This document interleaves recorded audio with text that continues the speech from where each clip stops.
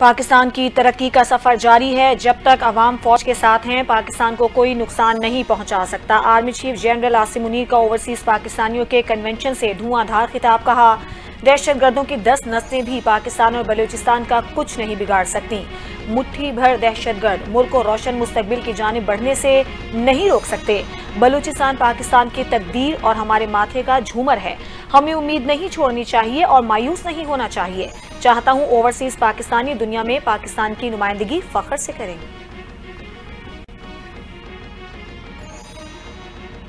پاکستان کے زرعی گریجویٹ آج اعلیٰ تعلیم کے لیے چین جا رہے ہیں۔ پاکستانی طلباء کو اسکالرشپ دینے پر چینی حکومت کے مشکور ہیں۔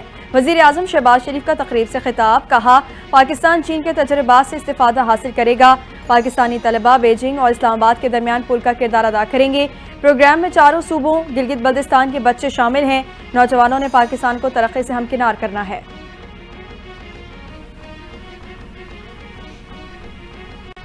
وزیر اعلیٰ پنجاب مریم نواز نے کسانوں کے لیے امدادی گندم پیکج کا اعلان کر دیا۔ کسانوں کو آبیانہ اور فکس ٹیکس میں چھوٹ دے دی گئی۔ 5.5 لاکھ کاشتکاروں کے لیے براہ راست گندم سپورٹ فنڈ کے تحت 15 ارب روپے کے فنڈز کی منظوری۔ وزیر اعلیٰ پنجاب مریم نواز کا کہنا ہے کہ کسان کا نقصان نہیں ہونے دوں گی۔ اگر کاشتکار نے گندم لگائی ہے تو کاشتکار کو بھرپور معاوضہ ملے گا۔ صوبائی حکومت کے گندم پیکج کے تحت گندم کے کاشتکاروں کو کسان کارڈ کے ذریعے براہ راست مالی امداد دی جائے گی۔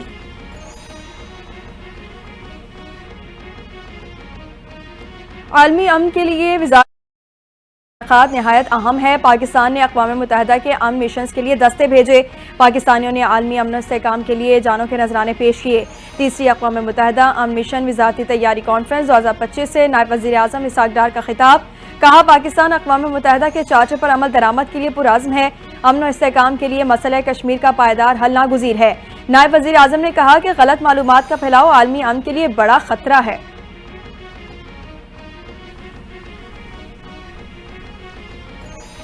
زراعت کے 1000 فارغ التحصیل طلباء کو اعلیٰ تربیت کے لیے اسکالرشپ پر چین بھیجنے کا منصوبہ۔ وفاقی وزیرانہ تنویر حسین کہتے ہیں میرٹ اور شفافیت کی بنیاد پر طلباء کو تربیت کے لیے چین بھیجا جا رہا ہے۔ حکومت نے ہمیشہ زراعت کے شعبے کو ترجیحات پر رکھا۔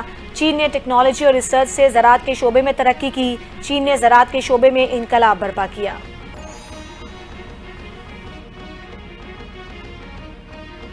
پاکستان کا پہلا اور منفرد انوائرمنٹ پروٹیکشن اسکواڈ فعال ہو گیا۔ وزیر اعلیٰ پنجاب مریم نواز کی پاسنگ آؤٹ پریڈ میں شرکت۔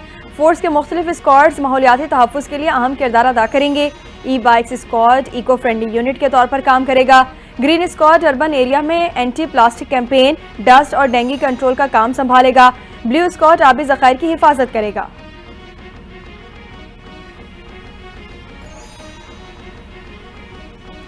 مائنز اینڈ منرلز بل صوبے کے وسائل پر حملہ ہے۔ حکومت نہ سمجھی تو عوام میں جائیں گے۔ جمعیت علماء اسلام کے سربراہ مولانا فضل الرحمان کی اہم پریس کانفرنس۔ کہا آج پھر ایک ایسا قانون صوبوں سے پاس کروایا جا رہا ہے جو وسائل پر قبضہ ہے۔ اگر حکومت ہوش کے ناخن نہیں لیتی تو پھر ہمیں عوام میں جانا ہوگا۔ کہا JUI کو 18ویں ترمیم میں کوئی تبدیلی منظور نہیں۔ ہم نہ بین الاقوامی قوتوں کو اپنے وسائل کا مالک بنائیں گے اور نہ ہی وفاقی حکومت کو اس کا مالک بنائیں گے۔ اگر کوئی کاروبار کرنا ہے تو صوبے کے ساتھ کیا جائے۔ وسائل اور شرائط صوبے کی ہوں گی۔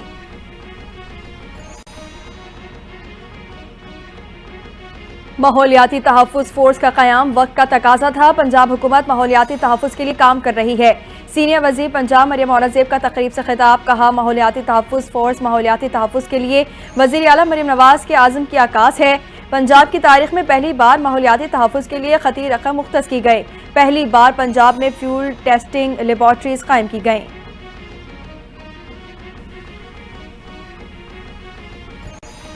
بانی PTI سے ملاقات کرانے کے لیے تحریری حکم نامہ جاری کرنے کی صدا مسترد۔ سپریم کورٹ میں 9 مئی کیسز میں بانی PTI کے ریمانڈ سے متعلق اپیل پر سماعت۔ اسپیشل پروسیکیوٹر ذوالفقار نقوی نے کہا بانی PTI کا پولیگرافک اور وائس میچنگ ٹیسٹ ہونا باقی ہے۔ وکیل سلمان صفدر کی بانی سے ہدایات لینے کے لیے خصوصی حکم نامہ جاری کرنے کی صدا۔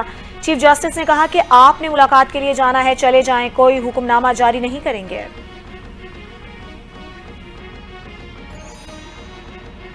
خیبر پختونخوا کی فلم میں مجھے بھی آفر ہوئی تھی، بانی PTI سے غداری نہیں کر سکتا۔ سابق وزیر اعلیٰ خیبر پختونخوا محمود خان نے پاکستان تحریک انصاف کی موجودہ قیادت پر سمجھوتہ کرنے اور بانی سے غداری کا الزام لگا دیا۔ صحافیوں سے گفتگو کرتے ہوئے بولے، تحریک انصاف کی موجودہ قیادت میں سب کمپرومائز ہیں، میں یہ نہیں کر سکتا تھا۔ تحریک انصاف بانی مراد سعید اور اپنی عزت کی خاطر چھوڑی ہے۔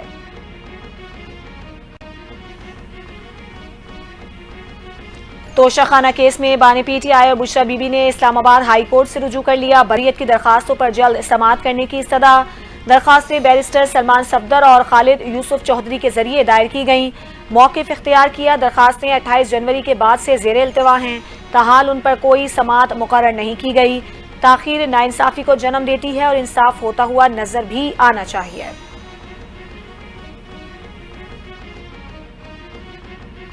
سپریم کورٹ کے ججز کی تعداد میں اضافہ۔ جسٹس علی باقر نجوی نے بطور سپریم کورٹ جج حلف اٹھا لیا۔ چیف جسٹس پاکستان یحییٰ آفریدی نے جسٹس علی باقر نجوی سے حلف لیا۔ حلف برداری کی تقریب سپریم کورٹ میں ہوئی۔ سپریم کورٹ کے ججز، attorney general, supreme court bar, Pakistan bar council اور سینئر وکلاء بھی شریک ہوئے۔ وزارت قانون نے جسٹس علی باقر نجوی کی تعیناتی کا گزشتہ روز نوٹیفیکیشن جاری کیا تھا۔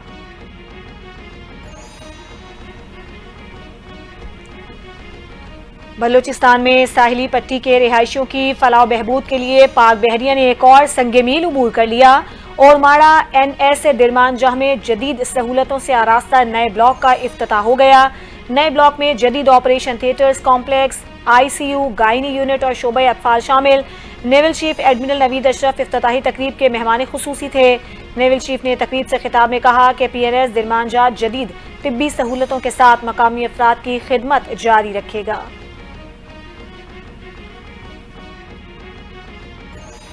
بلوچستان نیشنل پارٹی مینگل کا 20 روز سے جاری دھرنا ختم کرنے کا اعلان۔ سردار اختر مینگل کہتے ہیں احتجاجی ریلیاں نکالی جائیں گی۔ کوئٹہ میں 18 اپریل کو اجلاس میں آئندہ کا لائحہ عمل طے کیا جائے گا۔ اختر مینگل کا مختلف اضلاع میں احتجاجی ریلیوں کے شیڈول کا اعلان۔ بی این پی نے گزشتہ کئی روز سے لک پاس پر دھرنا دے رکھا تھا۔ دھرنا ختم کرنے کے لیے بلوچستان حکومت نے کئی بار مذاکرات بھی کیے تھے۔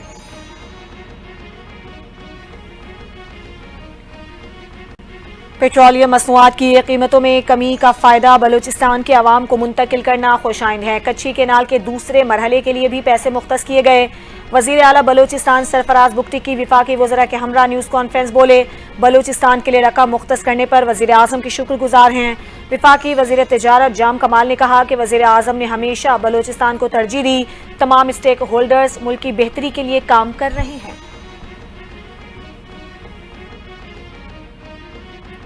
کراچی کے صارفین کے لیے بھی بجلی کی قیمت میں کمی کا امکان۔ بجلی کی قیمت میں بڑی کمی کے لیے نیپرا ہیڈ کوارٹر میں عوامی سماعت مکمل ہو گئی کہ الیکٹرک نے ایف سی اے کی مد میں 6 روپے 62 پیسے فی یونٹ کمی کی درخواست جمع کرائی تھی۔ کے ای کی جولائی 2023 تا فروری 2025 کی فیو لاگت کی منظوری بھی درخواست میں شامل۔ منوعن منظوری کی صورت میں صارفین کو 6 ارب 60 کروڑ روپے کا ریلیف ملے گا۔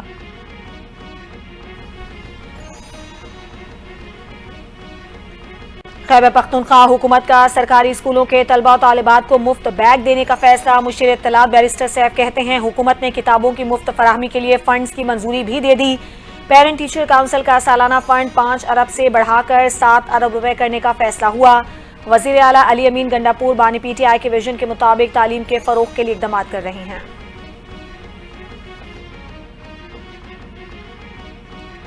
سیاست میں وقت کا انتخاب بہت ضروری ہوتا ہے۔ سیاسی روزہ رکھا ہوا ہے، وقت آنے پر کھولوں گا۔ عوامی مسلم لیگ کے سربراہ شیخ رشید کی میڈیا سے گفتگو، کہتے ہیں یہ روزہ طویل نہیں ہو سکتا۔ 17 بار وزیر رہا ہوں، معلوم ہے روزہ کب کھولنا ہے۔ پاکستان میں حالات بہتری کی جانب گامزن ہوں گے۔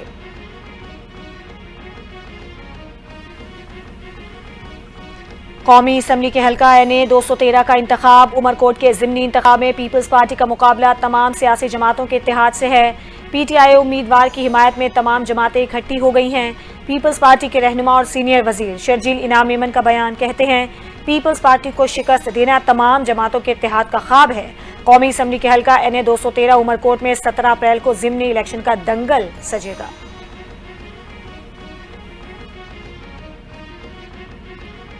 ہمیں ڈیجیٹل دنیا کی طرف بہتر انداز میں جانا ہے۔ مصنوعی ذہانت ایک ابھرتی ہوئی فیلڈ ہے۔ وفاقی وزیر آئی ٹی شیزہ فاطمہ کا تقریب سے خطاب، کہا اداروں میں بہتر تعاون سے مصنوعی ذہانت سے فائدہ اٹھانا ہوگا۔ ملک میں آئی ٹی کا شعبہ تیزی سے ترقی کر رہا ہے۔ آئی ٹی برآمدات میں اضافہ معیشت کے لیے خوشائند ہے۔ آئی ٹی مصنوعات معیشت کے لیے ریڑھ کی ہڈی ثابت ہوگی۔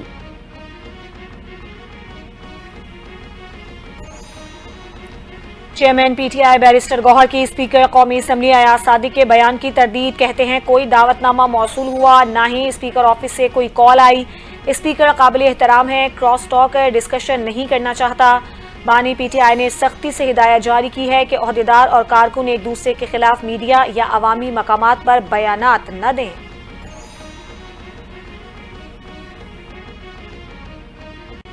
پاکستان نے اسرائیل سے تعلقات سے متعلق خبروں کو بے بنیاد قرار دے دیا۔ ترجمان دفتر خارجہ نے اسرائیل سے متعلق قیاس آرائیاں مسترد کر دیں۔ بیان میں واضح کیا کہ پاکستان اسرائیل کو تسلیم نہیں کرتا، نہ ہی کسی بین الاقوامی پلیٹ فارم پر رابطے میں ہے۔ فلسطین سے متعلق سوشل میڈیا پر گردش کرتی پوسٹ گمراہ کن ہے۔ پاکستان کا فلسطینی کاز سے تاریخی اور غیر متزلزل عزم برقرار ہے۔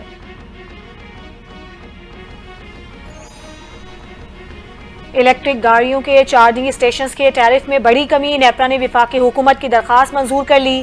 ٹیرف 45 روپے 55 پیسے سے کم کر کے 23 روپے 57 پیسے فی یونٹ کی منظوری دے دی۔ الیکٹرک گاڑیوں کے چارجنگ اسٹیشنز پر 24 روپے 44 پیسے کے کیپ مارجن ہٹانے کی درخواست بھی منظور۔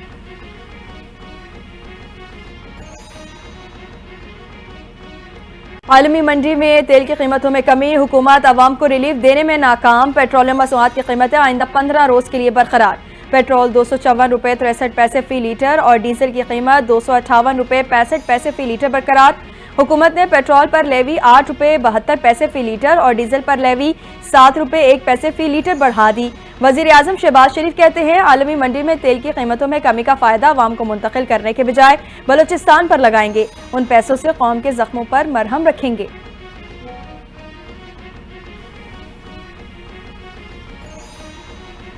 امریکہ اور چین کے ایک دوسرے پر جوابی وار، چین نے اپنی ایئر لائن کمپنیوں کو بوئنگ طیارے نہ خریدنے کا حکم دے دیا۔ کمپنیوں کو امریکی کمپنیوں سے آلات اور اسپیئر پارٹس بھی نہ خریدنے کا حکم۔ ٹرمپ کی جانب سے چینی اشیاء پر عائد 145% ٹیرف عائد کیا گیا تھا۔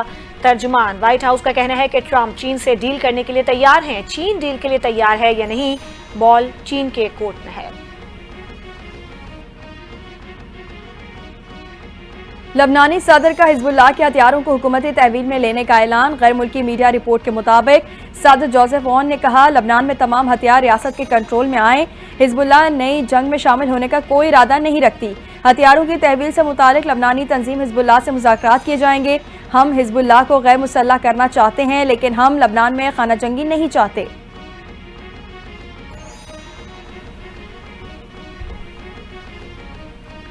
امریکہ نے اسرائیل کو مزید بم اور ہتھیار بھیج دیے۔ اسرائیلی براڈ کاسٹنگ اتھارٹی کے مطابق امریکہ سے 6 طیارے بم، گولہ بارود اور دیگر ہتھیار لے کر اسرائیل پہنچ گئے۔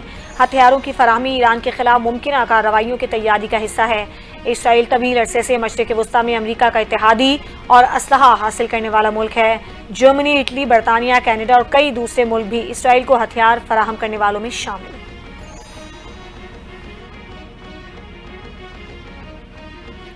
امریکی صدر ڈونلڈ ٹرمپ نے نئے ایگزیکٹو آرڈر پر دستخط کر دیے۔ وائٹ ہاؤس کے مطابق کچھ ایسے ورکر جن کے پاس دستاویزات نہیں، وہ جعلی سوشل سیکیورٹی نمبر کے ذریعے نوکریاں حاصل کر لیتے ہیں۔ امریکی محکمہ حکومتی استعداد کار نے غیر قانونی امیگرنٹس کا ڈیٹا جمع کرنا شروع کر دیا۔ امریکی میڈیا کے مطابق فلسطین کے معاملے پر مظاہرہ کرنے والے تمام افراد کا بھی ڈیٹا جمع کیا جا رہا ہے۔